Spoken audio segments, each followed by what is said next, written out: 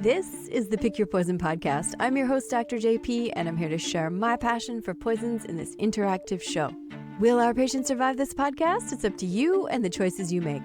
Want to know what antidote is made from the blood of scientists and what poisoning occurs due to a lack of bile acid and good bacteria in the GI tract?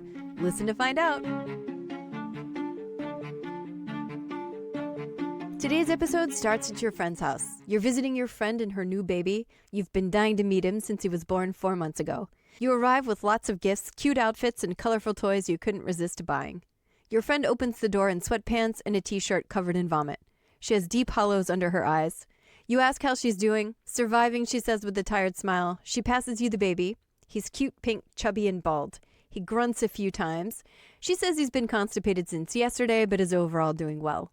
In fact, he's crying less than usual. The pediatrician said he's meeting all of his growth milestones. You tell her you'll watch the baby, she should rest, get a pedicure, take a walk, or do something for herself. She says what she wants most is a shower and rushes off to the bathroom. You coo at the baby and show him the noisy new rattle you brought. He looks at the toy and moves his arm, but doesn't make a real effort to reach out or grab it. His big blue eyes are wide open, watching as you wave it around. You notice his pupils are really large. It's kind of dark in this corner of the room, so you move over to the window where the sunlight is coming through. Surprised his pupils don't constrict when you do. As I'm sure you know, our pupils dilate to let the light in when it's dark and constrict when there's a lot of light to focus it in on the retina. This is why when you go to the doctor, we're shining a flashlight in your eyes to check the reflexes and see if they're working appropriately. An uneasy thought forms in your brain. You hear the shower water turn off as your friend finishes up, probably her first uninterrupted shower in weeks. You put a blanket on the floor and set the baby down on its tummy. By 4 months old, most babies can hold themselves up on their forearms and hold up their head. He's kind of trying to push himself up, but he can't really get up to his forearms, and he's moving his head on the blanket but not lifting it. Your friend said he was meeting his milestones.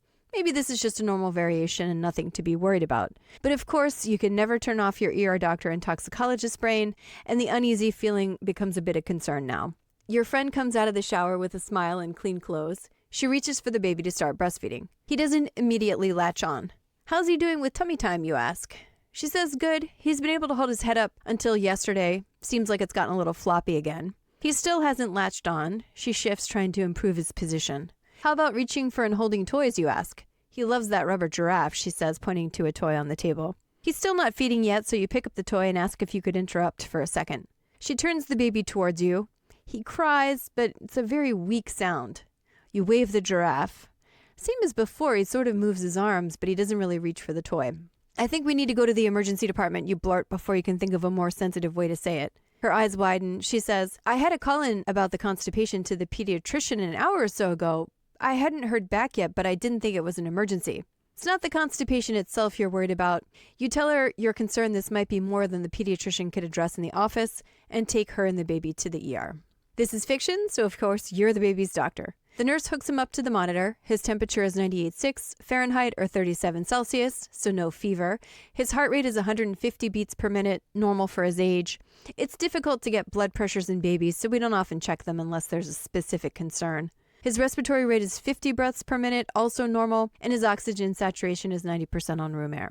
On physical exam, you check his fontanelles, the soft spots on his head to make sure there's no swelling, which could indicate increased intracranial pressure. They're normal. His pupils are large, and just like at the house, they don't constrict when you shine a light. You check his skin, noting no rash. His heart and lungs are normal. His abdomen is normal. Despite the history of constipation, he doesn't have any pain when you press. He isn't moving his arms or legs much, though. Pediatricians, I have to say, have a tough job, especially with neonatal patients and newborns.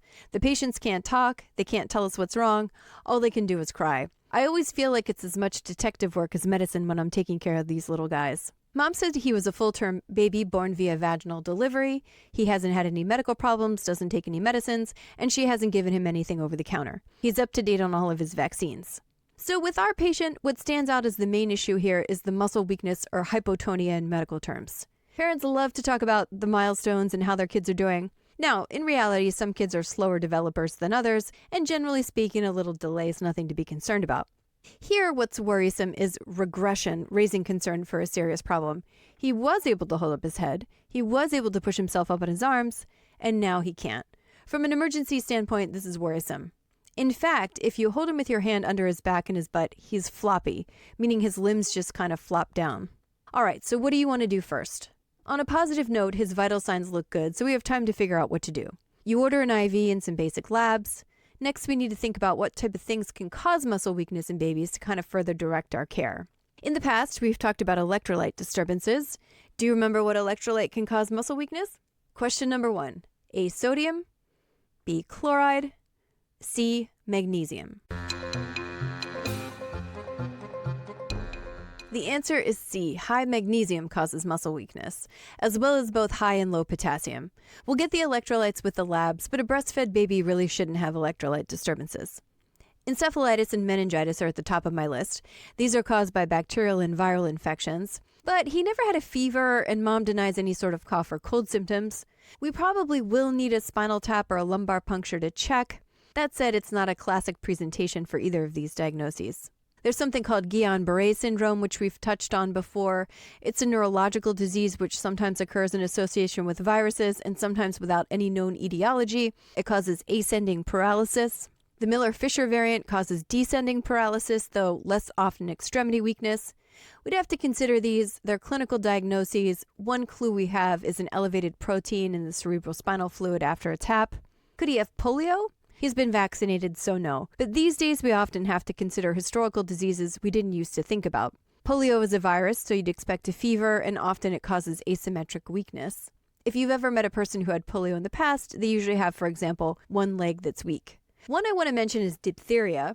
A lot of us have never treated these diseases from the 1800s and early 1900s in the U.S.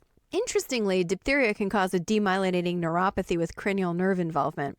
But first, the child would have to have the typical symptoms we'd expect: fever, sore throat, cough, and as I said, he's vaccinated. Could he have had a stroke? A baby with a stroke, did I hear you say? Unfortunately, it's not impossible, but typically with a stroke or intracranial bleeding, you'd expect weakness on one side rather than both. Certainly, we will consider brain imaging with a CT scan. We have a lot to think about, and what we really need here is help specifically from an expert like a pediatrician or a pediatric neurologist. Not only are babies difficult to get histories from, it's also difficult to evaluate them. The nurses are still trying to get his IV in the labs you ordered earlier. We certainly don't want to do an unnecessary spinal tap, and if we do a CT scan, we may need to consider sedation. So we need expert advice about which tests to do and which order to do them in. The pediatric neurologist wants both the head CT and the spinal tap. As you know, this is a toxicology podcast, not a pediatric neurology one. So let's focus in on the toxins. We said he had big pupils. Could he have anticholinergic toxicity from too much diphenhydramine or Benadryl, for example? It's easy to accidentally overdose a tiny baby. If he did have anticholinergic toxicity, he'd also have fever and a rapid heart rate, so it doesn't fit. Eye drops, like you get at the eye doctor, but he hasn't been exposed to these. Sympathomimetics like cocaine and methamphetamine. I'd love to say exposure never occurs in babies, but that would absolutely not be true. Your friend would never do that, but to further support the issue from an objective standpoint, he doesn't have a rapid heart rate or a high blood pressure, which would go along with the sympathomimetic toxidrome. And these don't cause flaccid paralysis either. So what does cause flaccid paralysis? Well, some things we've talked about on the podcast before. Poison dart frogs, but we're not in the Amazon. Doubtful. Same with cone snails, elapid bites like coral snakes, paralytic shellfish poisoning caused by saxitoxin, organophosphates and pesticides, but he doesn't have other symptoms of cholinergic toxicity like a slow heart rate and breathing problems. We use paralytics in medicine, especially in the ER for intubation, but again, there's no way he could really have been exposed to any of these things. Some heavy metals like lead. You can certainly get lead poisoning in kids, but this usually occurs in children a little older who can crawl and are old enough to put things in their mouth like paint chips, for example. And this presentation doesn't really fit with lead toxicity either. Question number 2, time to pick your poison. In infants, the combination of constipation and, quote, floppy baby is a classic description of which toxin? A, thallium, B, cyanide, C, carbon monoxide, or D, botulism. The answer is D. This is a classic case of infant botulism. Cyanide causes cardiovascular collapse. Thallium is a heavy metal, can cause muscle weakness, but also causes excruciating pain, so he would be crying nonstop. Carbon monoxide exposure can cause weakness, but both you and mom would be sick. We talked about foodborne botulism in the Hooch episode, so I recommend listening if you haven't already for more details about exposure from canned foods, fermented foods, and how you could be exposed in prison. The other types of botulism include wound botulism, where exposure occurs from a wound, often after injection of black tar heroin, for example, iatrogenic botulism, which occurs after Botox injections, and infant botulism, and this is what we're going to talk about today. They're all caused by the same toxin, but infant botulism is actually really interesting. It's a separate form of the disease and occurs via different mechanisms. Infant botulism is a type that occurs in infants under 1 year of age. It can be, but is definitely not always associated with food. Question number 3. What food is infant botulism often associated with?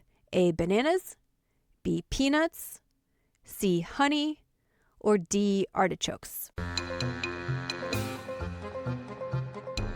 The answer is C. Honey. Some cases are associated with eating this. The number is variable, but it's around 20% in the US. It is definitely not all cases, and we'll come back to this in a minute. Cases of infant botulism declined after warnings from organizations like the CDC and the American Academy of Pediatrics to avoid honey in infants under 1 year of age in the 1970s and the 1980s. Interestingly enough, about 95% of infant botulism cases occur in the U.S., and here this is the most common kind of botulism, accounting for 70% of all reported cases. There are 7 different types of botulinum toxin, A through G, but it's only A and B which cause toxicity in infants. Question number 4. Most cases come from 2 areas of the United States. Which are they? A. California, B. the Gulf Coast, Mississippi, Alabama, and Texas, C. Pennsylvania, or D. the 4 corners of Utah, Colorado, Arizona, and New Mexico. The answer is A and C. California has the most cases, followed closely by southeastern Pennsylvania, specifically around Philadelphia, Delaware, and New Jersey. All right, back to our patient. You ask your friend if she's given the baby any honey, and she says no, absolutely nothing other than breast milk. So if the baby didn't get it from honey, then where did it come from? Well, we do know what some of the risk factors for exposure are, but in many cases we never know exactly where it comes from. Botulism toxin comes from the bacteria Clostridium botulinum, which can survive for a very, very, very long time as a spore. It's commonly found in dirt, and high levels are noted in California and Pennsylvania, the likely reason the majority of cases occur in these areas. In infant botulism, the spores get into the large intestine and they grow, causing colonization by Clostridium botulinum. There is evidence that living near a construction site might be a risk factor, with the idea that it's stirring up the dirt and aerosolizing the spores. There are some interesting associations with the parents' jobs. Specifically, if the parents work in construction, farming, or plant nurseries, the baby may be at an increased risk. Wait a minute, did I hear you say? If botulism spores are all around in the soil, why aren't we all getting botulism toxicity from this? Well, infant bot occurs in children under 1 year old, and in fact, mostly in children under 6 months old. And it's for specific reasons. First, the babies have an underdeveloped immune systems. They don't work as well as ours. Second, babies have low amounts of gastric acid and bile acid in their stomachs and GI tracts. This is actually what keeps the rest of us from becoming sick if we were to ingest a few botulism spores from the air. Also, as you're well aware, we have good bacteria in our own GI tracts. These help to keep down the overgrowth of bad bacteria like Clostridium botulinum. But babies aren't born with the good bacteria, and colonization takes time. There's also an association between breastfed infants and botulism, though the reasons for this are not clear. Okay, so we talked about it and where it comes from. Let's touch on briefly what it does. Again, I discussed the mechanism in more detail on the previous Hooch episode, so go back and check that out if you want to hear more. The first sign of botulism toxicity in infants is usually constipation. This is followed by difficulty feeding and a weak cry. It progresses to the classic description of the floppy baby, where when you hold the baby up, they can't hold up their own neck or their own arms and legs. In contrast to foodborne botulism, the symptoms typically progress more slowly. With foodborne botulism, you eat the toxin, it makes you sick, and this happens over days, whereas with infants, it's colonizing their GI tract, so it can progress more slowly, sometimes even over weeks. If you remember, botulinum toxin works on the nerve terminals to prevent the release of acetylcholine. This in turn leads to a loss of muscle contraction and thus muscle weakness and flaccid paralysis. As with anything causing flaccid paralysis, it can of course progress to respiratory failure. You and the pediatric neurologist are in agreement about the concern this could be infant botulism. The baby's head CT and lumbar puncture come back completely normal. First and foremost, the baby needs to be admitted to the hospital, specifically to the ICU, for close monitoring of his breathing. It's unfortunately pretty likely he'll develop complete respiratory failure, requiring intubation and mechanical ventilation. So the pediatric intensivists will keep a close eye on his respiratory status. And I'd get this started, but there is something else you need to do in tandem. How can we figure out if this is really botulism toxicity? We've done the initial workup, we've ruled out some reasonably common alternative diagnoses, and we have a classic presentation. Peds and neurology and you are all in agreement about the likelihood this is infant botulism. Is there a test? Yes. It's a stool test, but it takes several days to a week to come back because in most areas you have to send it to the CDC for analysis. At this point, I'd call the infant botulism hotline. It's a 24/7 number. You can call to discuss your concern and see if you can obtain the treatment. It's run by the California Department of Health, and you can look up the number online. So what is the treatment? Well, the treatment has a great brand name. It's called Baby Big. It's immune globulin that's given IV, so Baby Big means baby botulism immune globulin. This is an antidote, human-derived, and it's essentially antibodies against the botulism toxin. It was invented in 1997 by scientists working for the California Department of Health. The mechanism is similar to Digibind, the digoxin FAB fragments we've talked about in the past, as well as snake antivenom. The sooner you start it, the better it works. Therefore, we don't wait for test results when the clinical suspicion is high. Because infant botulism is rare and the treatment is very expensive, it costs about $70,000 per course, it's not stocked in hospitals. You actually have to get it directly from the California Department of Health, thus the hotline. So you call the hotline, speak to the physician on call, and discuss the case. She agrees with your assessment and confirms you've sent specimens off for confirmatory testing. She tells you she'll start working on the logistics immediately to get the antidote flown into your hospital. How well does it work? First, in the past, mortality rates used to be 90%. Now, with mechanical ventilation, most babies would survive in modern times, even without the antidote. Before Baby Big, patients stayed in the hospital on average for 5 weeks and on the ventilator on average for 17 days, which is a pretty long time. There's a definite risk of pneumonia and hospital-acquired infections, etc. Babies often require feeding tubes because of poor feeding for up to 10 weeks. Patients who are treated with Baby Big have an average hospital stay of 2.2 weeks, so that's less than half. Some don't even require mechanical ventilation, but even if they do, time on the ventilator is reduced from 4 weeks to 1.8 weeks and tube weeks from 10 weeks to 3.6 weeks, so it's pretty amazing. It does matter how early it's given, as I said before. The biggest reduction in recovery time is if it's given within the first 3 days of hospitalization. It still has benefits even if it's given as far out as 10 days, but you start to see diminished effects. You tell your friend the Baby Big is on the way from California. A room is ready in the pediatric ICU, so he'll be transferred upstairs very shortly. She thanks you for recognizing the symptoms earlier than she would have. What are the side effects of treatment? Well, the main issue is that the Baby Big is derived from human plasma, so just like with a blood transfusion, there's always a very small but potential risk of transmission of an infectious disease or an allergic reaction. But overall, it's pretty safe, and if your clinical suspicion is high, the risks by far outweigh the benefits. The baby's respiratory muscles become weak, and unfortunately, he does require intubation the following day. The next evening, the Baby Big arrives from California and is started immediately. The results come back from the CDC confirming your suspicion it's infant botulism. Your friend is understandably devastated by this illness, but the good news is a week later, the baby starts to regain his muscle strength. You tell her it may take weeks to months for a full recovery, but you reassure her that the vast majority of children recover without any neurologic sequelae whatsoever. This is a fictional case, as are all our cases, to protect the innocent, but it is based on real poisonings. As I said earlier, honey is the food we often associate with botulism toxicity.